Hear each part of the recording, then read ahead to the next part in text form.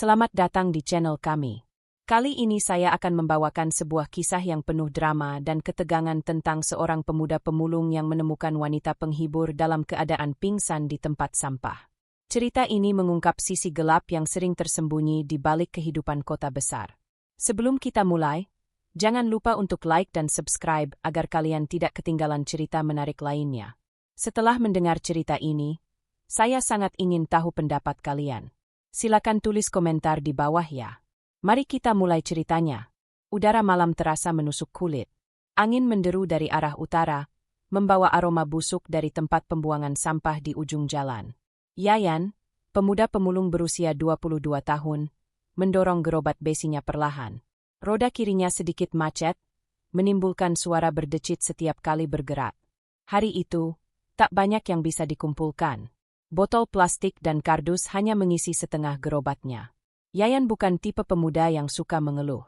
Ia terbiasa tidur di emperan, makan dari hasil menjual barang bekas, dan menjalani hidup dengan menerima kenyataan. Tapi malam itu berbeda. Ada sesuatu yang aneh. Saat melewati gang belakang pasar, ia mendengar suara lirih seperti rintihan. Ia berhenti, mengangkat kepalanya, lalu memicingkan mata ke arah tumpukan karung di samping tong sampah besar. Ia mengira suara itu hanya ilusi. Tapi suara lirih itu terdengar lagi. Lebih pelan, lebih menyayat. Seperti helaan napas terakhir. Dengan hati-hati, Yayan mengarahkan senter dari ponsel retaknya ke arah suara itu. Di balik tumpukan plastik hitam dan karung goni yang menumpuk acak, tampak sesuatu yang pucat. Awalnya dia pikir itu boneka. Tapi saat sinar senter mengenai wajahnya, Yayan menahan napas. Itu bukan boneka. Itu seorang wanita. Rambutnya panjang, wajahnya cantik meski lebam. Bibirnya sedikit membuka, dan darah kering menempel di sudutnya. Yayan hampir menjatuhkan senternya. Ia mundur satu langkah. Tapi saat melihat dadanya yang naik turun pelan, ia sadar wanita itu masih hidup. Detik itu juga Yayan melempar karung di sekitarnya. Tak ada satupun orang lewat. Jam menunjukkan pukul 2:10 malam.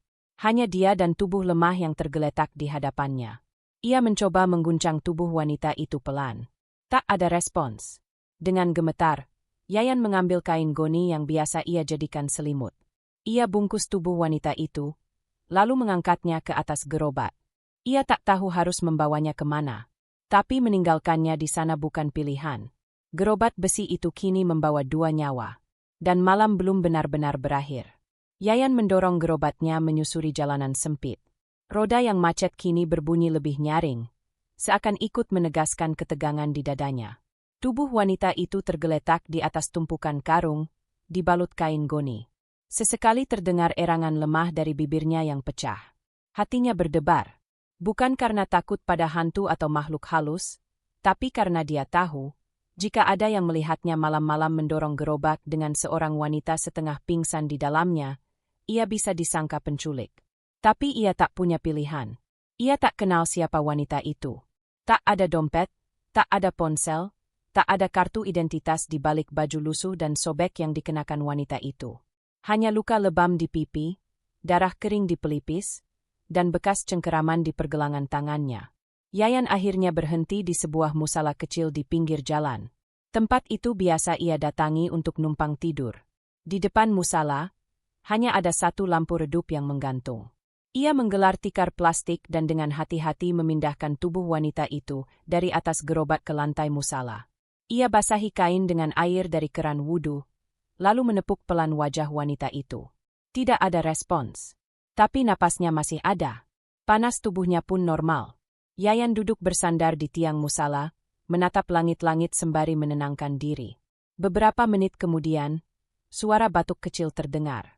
Wanita itu mengerang pelan, lalu perlahan membuka matanya. Pandangannya kosong. Saat melihat Yayan, ia tampak terkejut dan langsung merapat ke tembok. Tubuhnya gemetar, tangan menutupi dada dan mulutnya.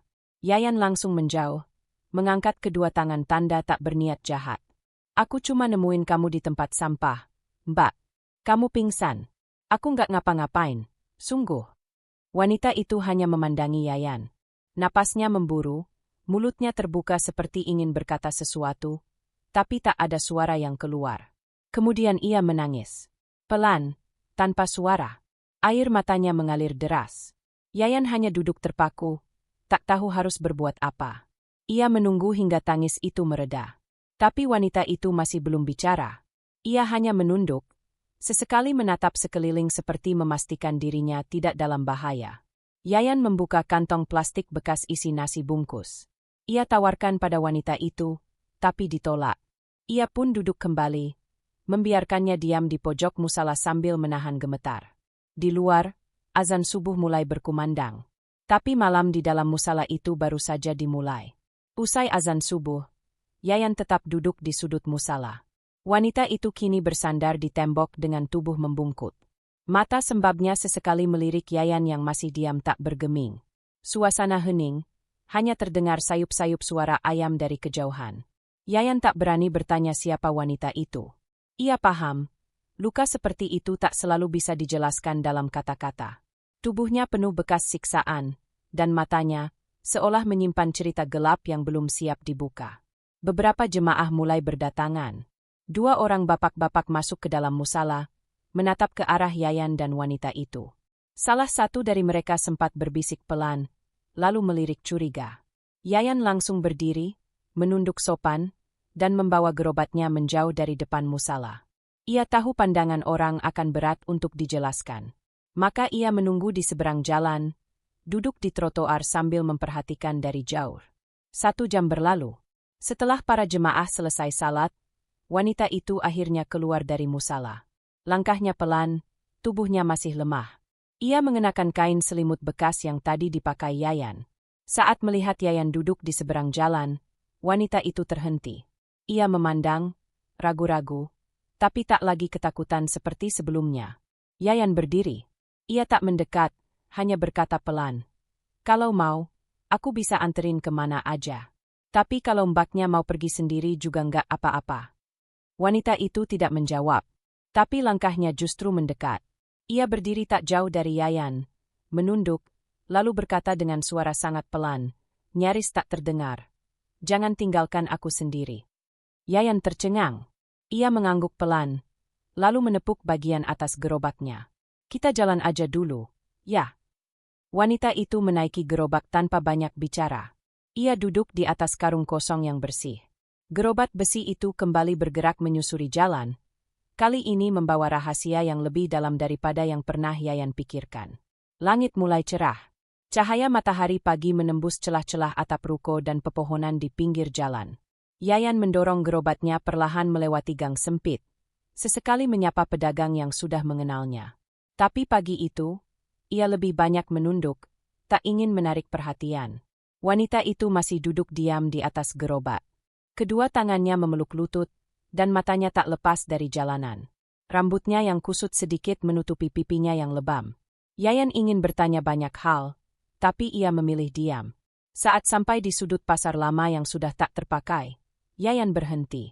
Di sana ada gubuk kecil yang dulunya dipakai kuli pasar untuk beristirahat. Sekarang kosong dan nyaris roboh, tapi cukup teduh. Ia bantu wanita itu turun, lalu mempersilakan duduk di bangku kayu reot. "Namanya siapa, Mbak?" Yayan akhirnya memberanikan diri bertanya.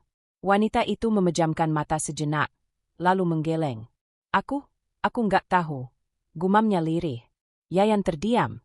Ia mengira wanita itu menolak memberitahu. Tapi dari getar suaranya, ia sadar ini bukan penolakan. Wanita itu benar-benar tidak tahu siapa dirinya. "Serius? Mbak benar-benar lupa semuanya?" Wanita itu mengangguk pelan. "Aku cuma ingat malam, tempat gelap, suara orang teriak. Setelah itu, aku di sana, di tumpukan sampah itu." Yayan mencoba menyusun kepingan yang mulai terbuka. Amnesia, trauma, atau mungkin keduanya. Ia tak tahu harus bagaimana. Ia kemudian merogoh saku gerobaknya, mengeluarkan botol air mineral dan sebungkus roti sisa semalam. "Makan dulu, ya, biar agak tenangan dikit." Wanita itu mengambil roti itu dengan tangan gemetar. Setelah menggigit sepotong, ia tampak mulai tenang. Mata yang tadi kosong, kini sedikit menatap ke arah Yayan. Namaku dulu siapa?" tanyanya pelan. Yayan terdiam. Ia tersenyum tipis, lalu berkata, "Kalau mbaknya nggak keberatan, boleh aku panggil Maya?" Biar enak manggilnya. Wanita itu tak menjawab, tapi perlahan mengangguk. Nama itu, meski bukan miliknya, seperti memberi ruang untuk identitas baru yang bisa ia genggam.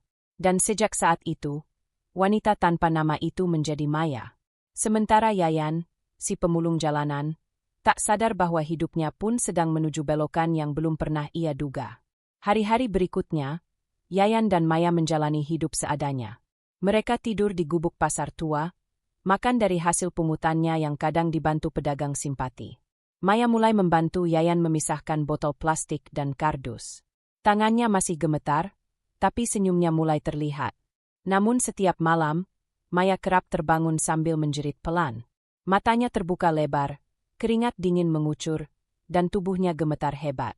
Ia tak pernah bisa menjelaskan mimpinya, hanya menyebut kata, gelap, darah, dan teriak. Yayan menenangkan Maya sebisanya, meski ia sendiri tak mengerti apa yang sedang Maya lawan dalam tidurnya. Yang ia tahu, wanita itu menyimpan sesuatu yang belum terucap, seperti pintu yang terkunci dari dalam. Suatu pagi, saat Yayan kembali dari menjual rongsokan, ia menemukan Maya berdiri diam di depan cermin pecah yang bersandar di tembok pasar. Ia menyentuh wajahnya sendiri, menatap pantulan matanya yang kosong. Aku seperti kenal wajah ini, tapi seperti orang lain, gumam Maya pelan. Yayan berdiri di belakangnya, mencoba menjaga jarak. Mungkin nanti ingat, nggak usah dipaksa. Maya menunduk, tapi matanya menyimpan sesuatu. Sejak hari itu, ia mulai memperhatikan wajah-wajah orang di jalan, seolah mencari seseorang yang hilang. Dan pencarian itu membuahkan kejutan ketika sore itu. Seorang pria berhenti di depan gubuk mereka. Pria itu berpakaian rapi, membawa tas kerja dan mengenakan jam mahal. Pandangannya jatuh ke arah Maya. Yayan yang sedang duduk menambal karung langsung berdiri. Pria itu mendekat, lalu berkata dengan suara tenang tapi tajam. Dia, namanya Sinta. Istriku.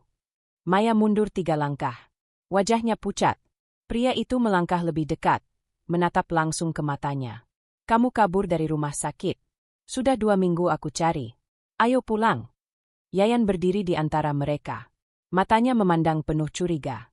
Maya tak berkata apa-apa. Tangannya menggenggam kain baju Yayan erat-erat, seakan menolak untuk dibawa pergi. Apa bukti Bapak kalau dia benar istri Bapak? Tanya Yayan tegas. Pria itu mengeluarkan ponsel, memperlihatkan foto-foto Maya dengan gaun malam, bersama dirinya. Di salah satu foto, Maya tersenyum cerah. Tapi saat melihat foto itu, Maya justru gemetar hebat, napasnya berat, lalu ia jatuh terduduk sambil menangis. Wajahnya berubah, seperti teringat sesuatu yang ingin ia lupakan selamanya. Yayan menunduk, tubuhnya membeku di antara keputusan. Maya masih terisak, menggenggam tanah di sampingnya. Sementara pria bernama Arwan itu berdiri tegak, menatap seperti menuntut hak yang tak bisa diganggu. Dia bukan kabur. Dia disekap dan disiksa, kata Yayan, berusaha menahan getaran suaranya. Arwan menyipitkan mata. Kau pemulung. Jangan ikut campur urusan yang tidak kau pahami. Ucapan itu menghantam Yayan seperti palu godam. Tapi ia tetap berdiri. Tangan kasarnya terangkat, tak mengancam, hanya menunjukkan bahwa Maya tak bisa dibawa begitu saja. Saya nggak peduli saya siapa. Tapi saya tahu, wanita ini trauma. Kalau memang istri Bapak, kenapa dia bisa sampai di tempat sampah seperti mayat? Pertanyaan itu menggantung di udara. Arwan menatap tajam, tapi tak menjawab. Maya perlahan berdiri, menggamit lengan Yayan. Matanya tak lagi hanya takut. Ada keteguhan yang lahir dari rasa cukup disakiti. Aku nggak mau ikut dia, ucap Maya dengan suara pelan tapi jelas. Arwan mengepalkan tangan. Kau pikir dunia akan percaya pada omongan pemulung dan perempuan sakit jiwa? Yayan diam. Ia sadar, posisi mereka begitu lemah di mata hukum dan dunia. Tapi Maya tak lagi bergeming. Ia mundur 2 langkah, lalu menarik tangan Yayan, mengajak pergi. Arwan tak mengejar. Ia hanya berdiri membeku, matanya menatap penuh ancaman. Kalian pikir bisa lari? Dunia ini kecil. Yayan menuntun Maya menjauh, kembali menyusuri lorong sempit dan jalanan berdebu. Mereka tidak berbicara satu kata pun, hanya berjalan cepat, seperti dikejar bayangan. Malam itu, Mereka pindah ke bawah jembatan besar, tempat para gelandangan tidur di antara kardus dan kayu lapuk.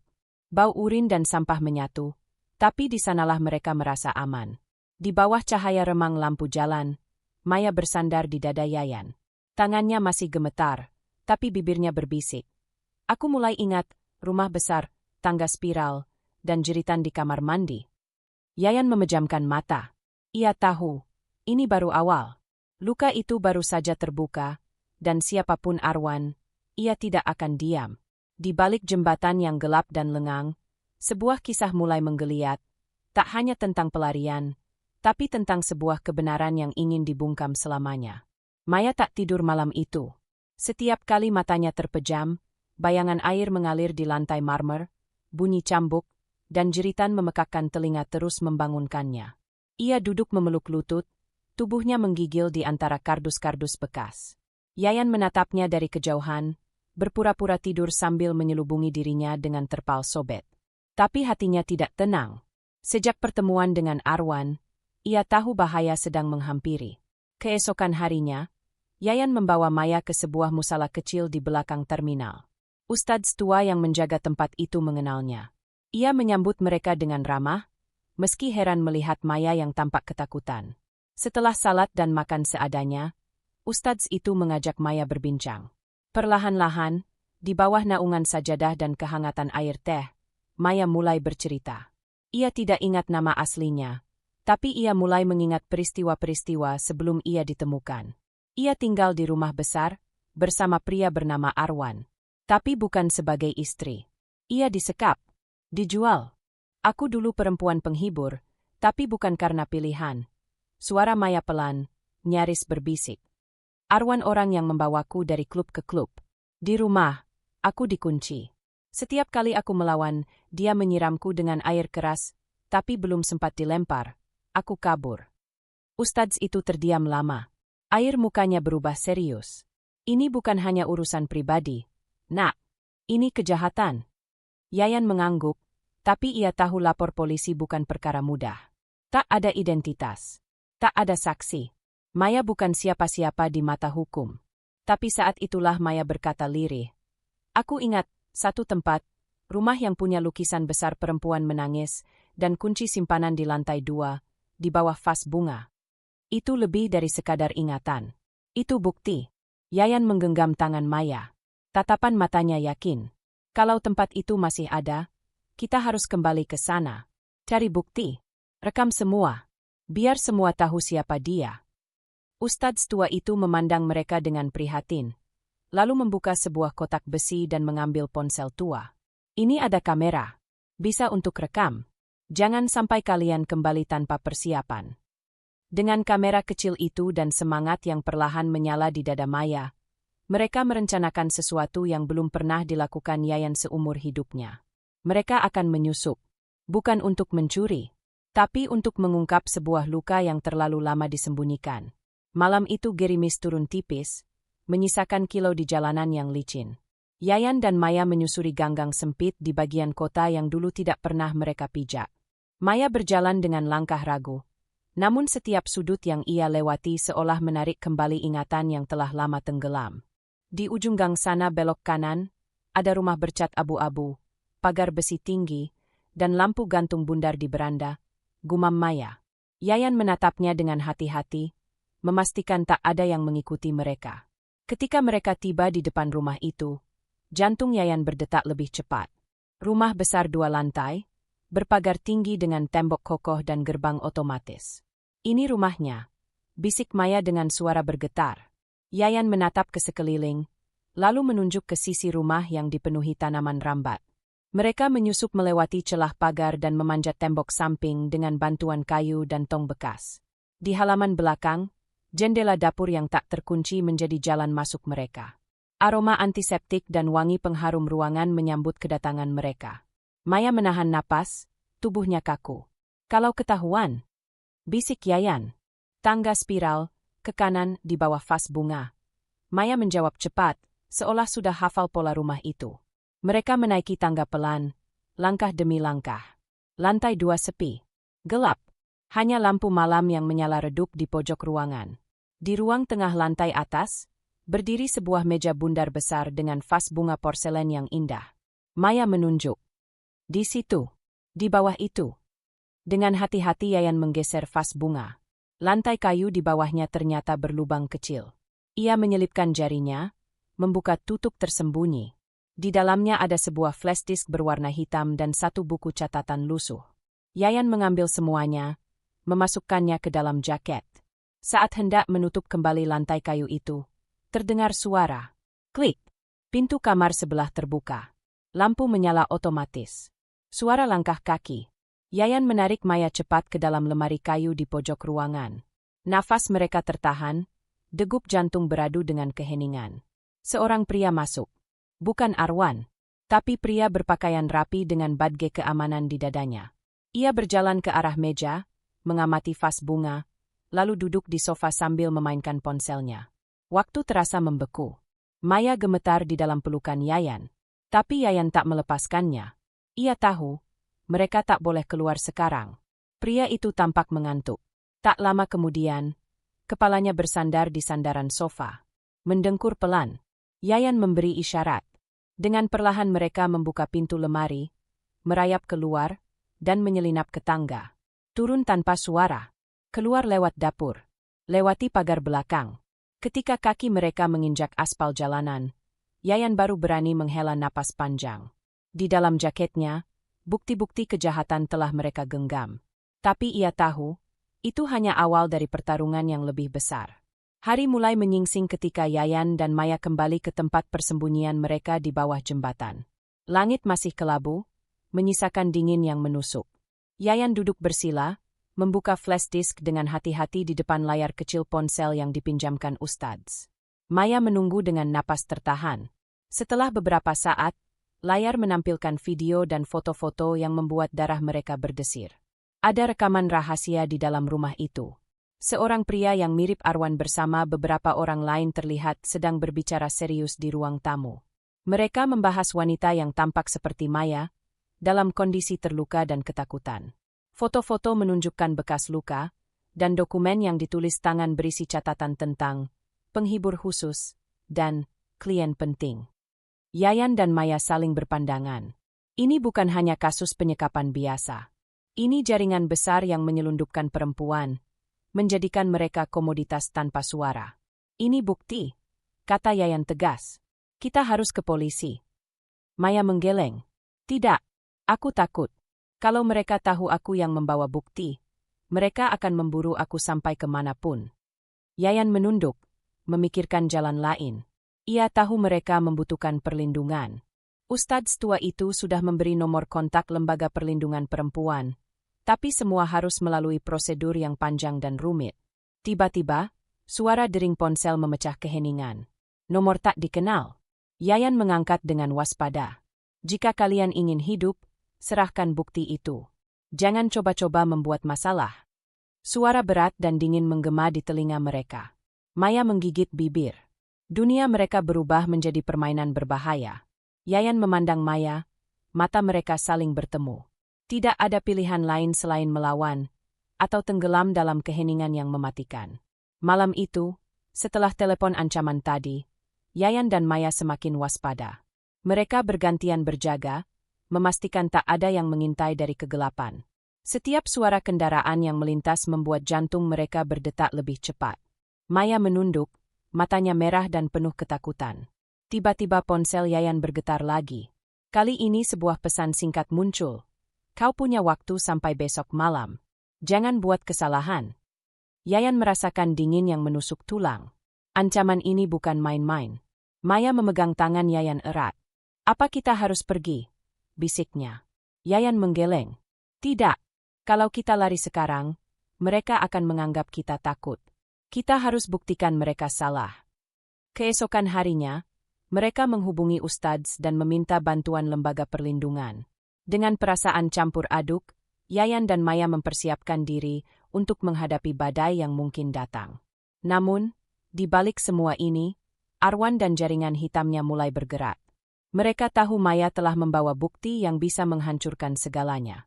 Dan mereka tak akan membiarkan itu terjadi begitu saja. Setelah pengaduan resmi disampaikan, Yayan dan Maya dibawa ke sebuah tempat aman yang dijaga ketat oleh Lembaga Perlindungan Perempuan. Tempat itu terlihat sederhana, tapi penuh dengan orang-orang yang juga membawa luka dan kisah pilu. Maya merasa sedikit lega, tapi ketakutan tak kunjung hilang. Petugas mengingatkan mereka untuk selalu waspada. Jaringan ini berbahaya dan punya banyak kaki. Mereka bisa menyusup di mana saja. Yayan mengangguk, menatap Maya yang mulai mencoba tersenyum meski matanya masih sembab. Namun di luar, ancaman tetap mengintai. Telepon dan pesan-pesan misterius terus datang. Maya mulai bertanya-tanya, apakah perlindungan itu cukup untuk menyelamatkan hidupnya dan memutus rantai kegelapan yang mengikatnya selama ini. Malam itu, suasana di tempat perlindungan terasa tenang. Namun ketenangan itu hanyalah fatamorgana. Sekelompok pria tak dikenal menyelinap mendekati bangunan dengan cepat dan diam-diam. Mereka membawa alat-alat tajam dan senjata improvisasi. Petugas keamanan yang berjaga sempat terkejut, tapi dengan sigap berusaha menghadang. Suara benturan dan teriakan memecah keheningan malam. Yayan dan Maya yang sedang tidur di kamar terbangun oleh keributan. Jantung mereka berdegup kencang, ketakutan memenuhi ruang. Maya menggenggam tangan Yayan erat, sementara di luar, pertarungan sengit berlangsung. Serangan itu bukan hanya upaya penculikan. Ini sinyal kuat bahwa musuh tidak akan berhenti sampai mereka berhasil mendapatkan bukti dan Maya. Dalam kekacauan serangan malam itu, Yayan dan Maya berhasil melarikan diri lewat pintu belakang. Mereka berlari tanpa arah pasti, hanya mengandalkan insting dan keberanian yang tersisa. Hujan mulai turun deras, membasahi tubuh mereka yang kelelahan. Setiap langkah terasa berat, tapi mereka tahu berhenti berarti kematian. Maya menatap ke belakang, bayangan gelap mengikuti dari kejauhan. Mereka harus menemukan tempat baru yang lebih aman, sebelum terlambat. Saat mereka berlari memasuki sebuah gang sempit, Yayan dan Maya tiba-tiba terhenti. Di ujung gang, berdiri seorang pria paruh baya dengan wajah penuh bekas luka dan mata tajam. Pria itu mengangkat tangan, seolah menyuruh mereka berhenti. Mau kemana kalian berdua? Ini bukan tempat untuk bersembunyi. Yayan dan Maya saling berpandangan, ragu tapi tak punya pilihan lain. Pria itu kemudian memperkenalkan diri sebagai warga lokal yang selama ini diam-diam mengamati gerak-gerik jaringan gelap itu. Ia menawarkan bantuan, tapi dengan syarat mereka harus percaya dan mengikuti perintahnya. Maya dan Yayan tahu, ini adalah titik balik yang tak bisa dihindari. Dengan perasaan was-was, Yayan dan Maya mengikuti pria misterius itu ke sebuah rumah tua di ujung kota. Di dalam rumah, pria itu menunjukkan sebuah peta besar dengan tanda-tanda berbagai lokasi yang menjadi sarang jaringan penghibur ilegal. Maya melihat nama-nama yang selama ini ia dengar, dan merasa ngeri sekaligus lega karena ada yang peduli untuk melawan. Pria itu menjelaskan bahwa jaringan ini lebih luas dari yang mereka bayangkan, melibatkan oknum pejabat dan orang-orang berpengaruh. Yayan dan Maya sadar, perjuangan mereka bukan hanya untuk diri sendiri, tapi untuk banyak jiwa yang masih terperangkap di sana. Malam itu mereka berjanji akan terus berjuang, meskipun risiko mengintai di setiap langkah. Setelah mendapatkan informasi penting, Yayan, Maya, dan pria misterius itu menyusun rencana untuk membuka kedok jaringan penghibur ilegal tersebut. Mereka berencana mengumpulkan bukti lebih lengkap dan mencari saksi-saksi lain yang berani berbicara. Rencana itu sangat berisiko, apalagi jika oknum berpengaruh sudah terlibat di dalamnya. Namun Yayan dan Maya tidak punya pilihan lain selain terus maju. Mereka mulai menghubungi beberapa korban lain secara diam-diam, mengumpulkan keberanian untuk bersuara. Hari-hari berlalu dengan ketegangan yang makin memuncak. Yayan dan Maya terus berkomunikasi dengan para korban yang tersembunyi. Tapi setiap jejak yang mereka tinggalkan mulai diburu dan diputus oleh jaringan itu. Pesan-pesan ancaman semakin sering datang, dan ketakutan mulai merayap masuk ke dalam hati mereka. Maya merasa tubuhnya lelah, tapi semangatnya untuk membebaskan diri dan yang lain tetap menyala. Di tengah keputusasaan, mereka menemukan sebuah titik terang yang tak terduga. Sebuah kesalahan kecil dari jaringan itu membuka celah yang bisa mereka manfaatkan.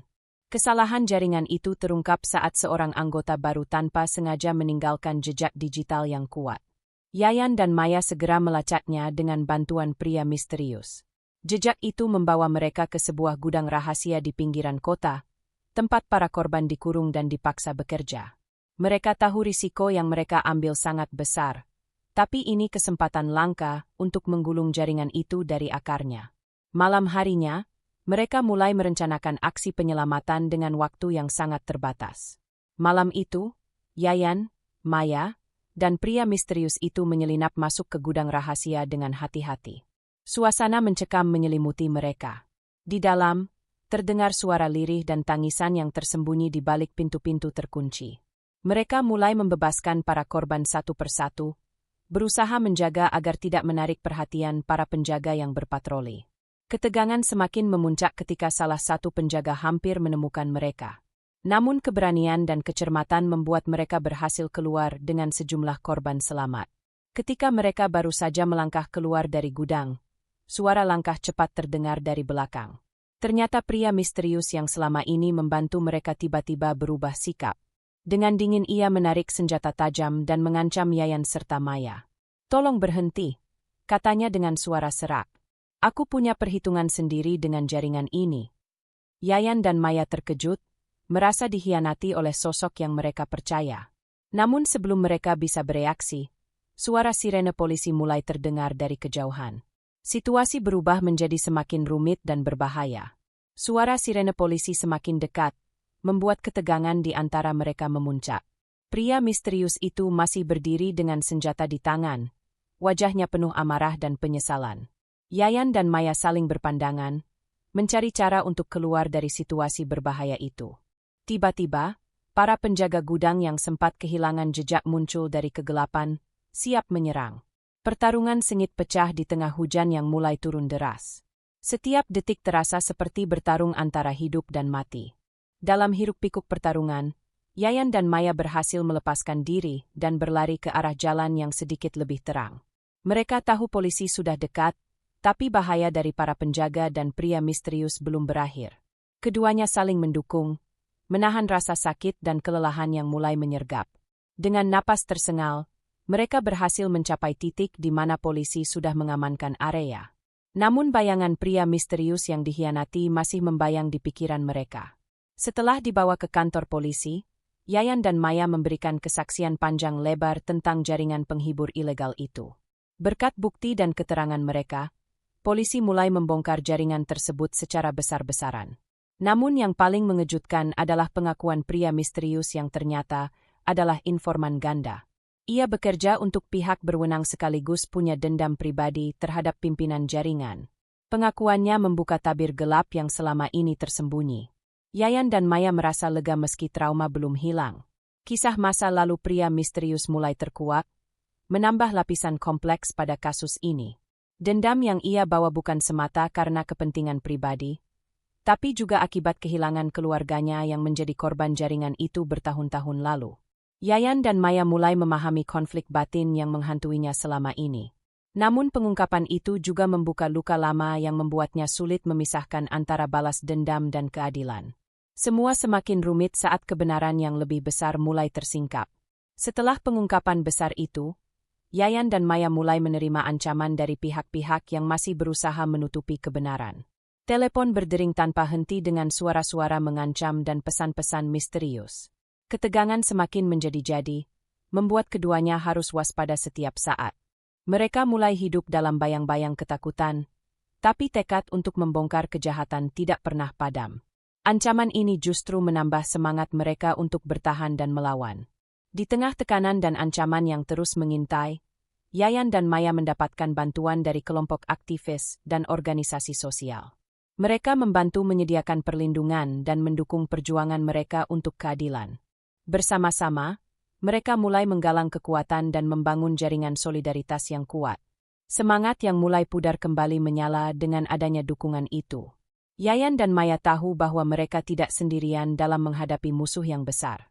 Dengan dukungan yang semakin kuat, Yayan dan Maya bersama aktivis merancang aksi besar untuk menuntut keadilan.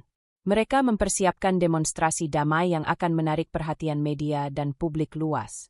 Misi mereka bukan hanya untuk membongkar jaringan penghibur ilegal, tapi juga mengajak masyarakat sadar dan melawan kejahatan serupa.